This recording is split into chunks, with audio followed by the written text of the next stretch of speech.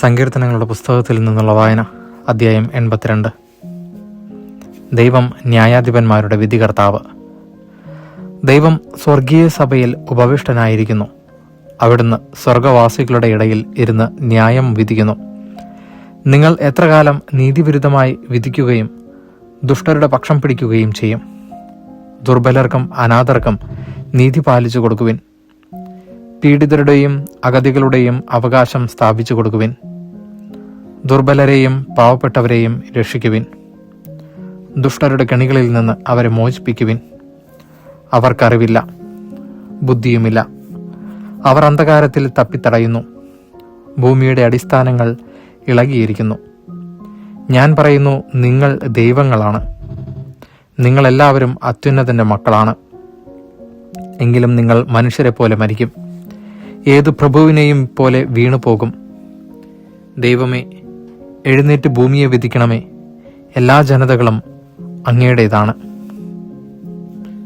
അധ്യായം 83. ഇസ്രായേലിന്റെ വൈരികളെ നശിപ്പിക്കണമേ. ദൈവമേ, മൗനമായിരിക്കരുതേ. ദൈവമേ, നിശ്ചലനും നിശബ്ദനുമായിരിക്കരുതേ. ഇതാ, അങ്ങയുടെ ശത്രുക്കൾ ഇളകി മറയുന്നു. അങ്ങയുടെ വൈരികൾ തലപൊക്കിയിരിക്കുന്നു. അവർ അങ്ങയുടെ ജനത്തിനെതിരെ കെണിയൊരുക്കുന്നു. അങ്ങ് പരിപാലിക്കുന്നവർക്കെതിരെ ഗൂഢാലോചന നടത്തുന്നു. വരുവിൻ, ഈ ജനത മുഴുവനെയും നമുക്ക് തുടച്ചു മാറ്റാം. ഇസ്രായേൽ എന്ന നാമം മേലിൽ ആരും ഓർമ്മിക്കാതിരിക്കട്ടെ എന്നവർ പറയുന്നു. അതെ, അവർ ഏകമനസ്സോടെ ദുരാലോചന നടത്തുന്നു. അങ്ങേക്കെതിരെ അവർ സഖ്യമുണ്ടാക്കുന്നു. ഏദോം, ഇസ്മായേല്യർ, മൊവാബ്, ഹഗ്രിയർ, ഗേബൽ, അമ്മോൻ, അമലേക്, തൈർ നിവാസികളടക്കം ഫിലിസ്ത്യർ എന്നിവർ ഒത്തുചേർന്നു. ലോത്തിന്റെ മക്കളുടെ സുശക്തകരമായ അസീറിയായും അവരോട് ചേർന്നു.